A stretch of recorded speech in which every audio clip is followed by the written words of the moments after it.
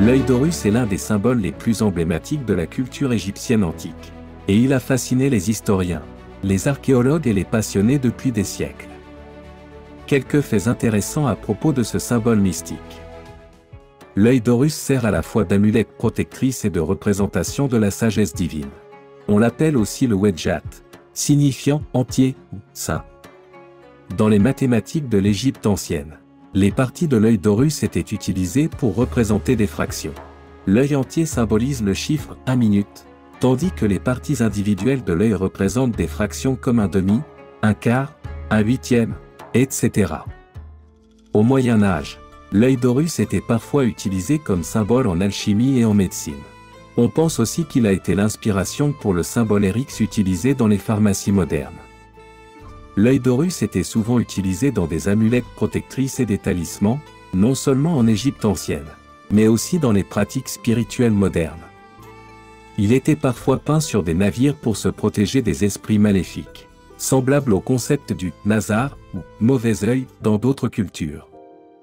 L'œil d'Horus a trouvé sa place dans la culture populaire, souvent utilisé dans l'art des tatouages, les bijoux, et même dans les jeux vidéo et les films qui s'inspirent de thèmes mythologiques. Le symbole était souvent intégré dans l'architecture des temples et d'autres espaces sacrés.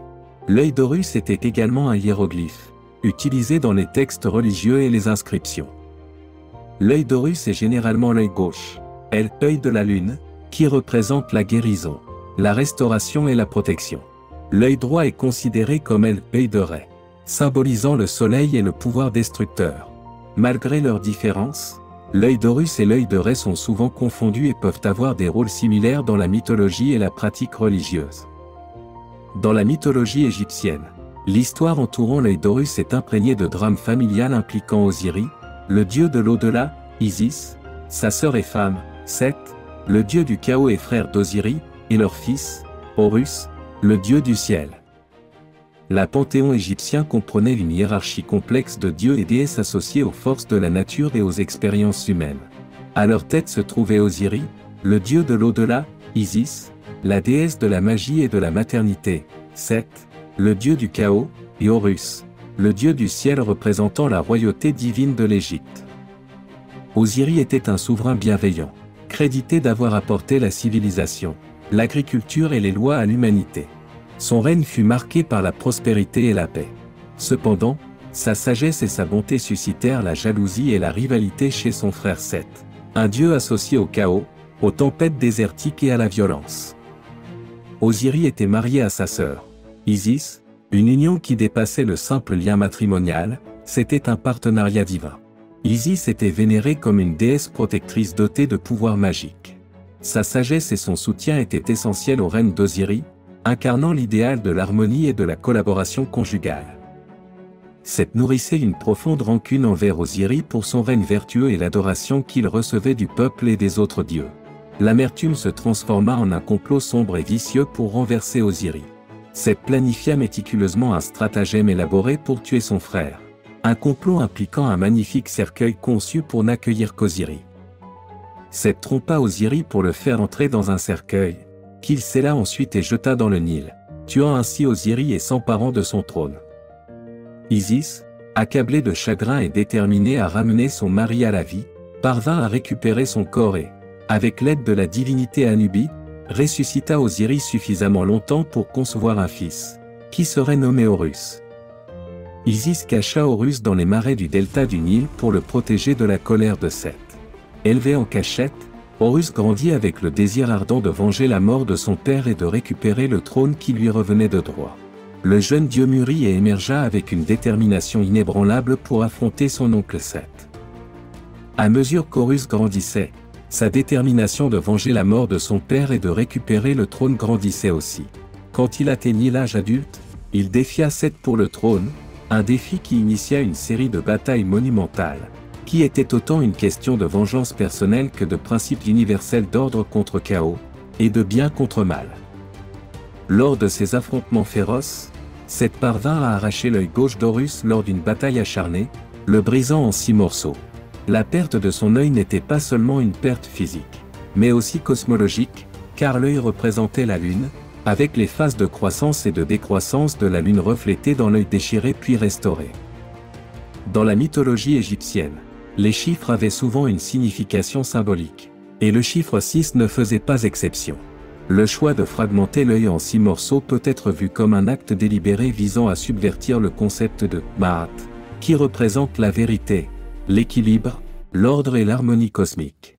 En brisant l'œil d'Horus en 6 morceaux, cette tentait essentiellement de perturber l'ordre naturel des choses.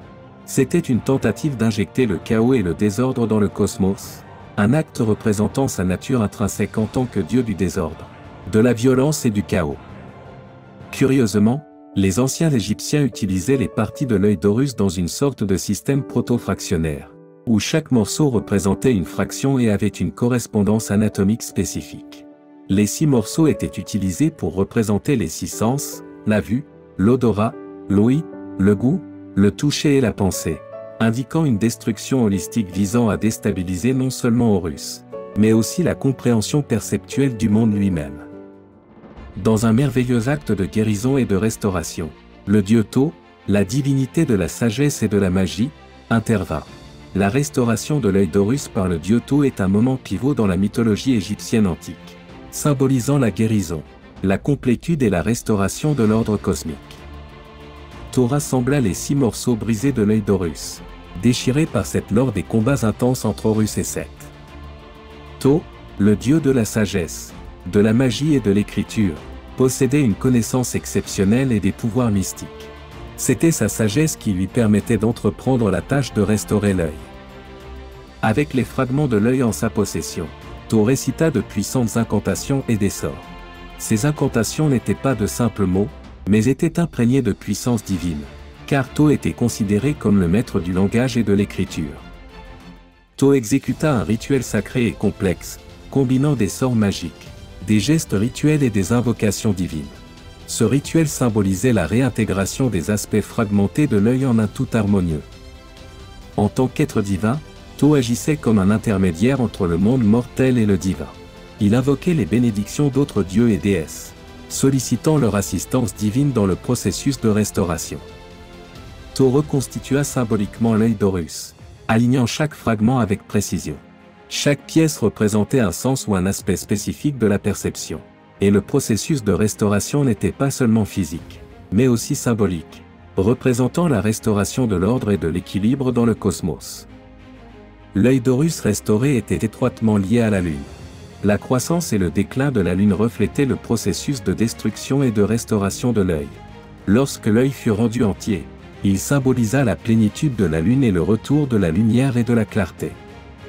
Une fois la restauration terminée, l'œil d'Horus n'était pas seulement un organe physique, mais aussi un symbole puissant de guérison, de protection et de complétude.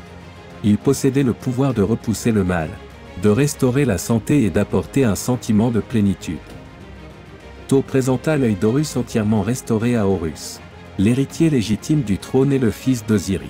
Rendu à la complétude, Horus offrit son œil guéri à son père défunt, Osiris, un acte de piété filiale et d'amour, l'aidant à trouver la renaissance et la résurrection dans l'au-delà. Cet acte conférait à l'œil d'Horus des propriétés puissantes de restauration et de régénération, représentant non seulement une guérison physique, mais aussi un retour à la complétude et à l'ordre cosmique.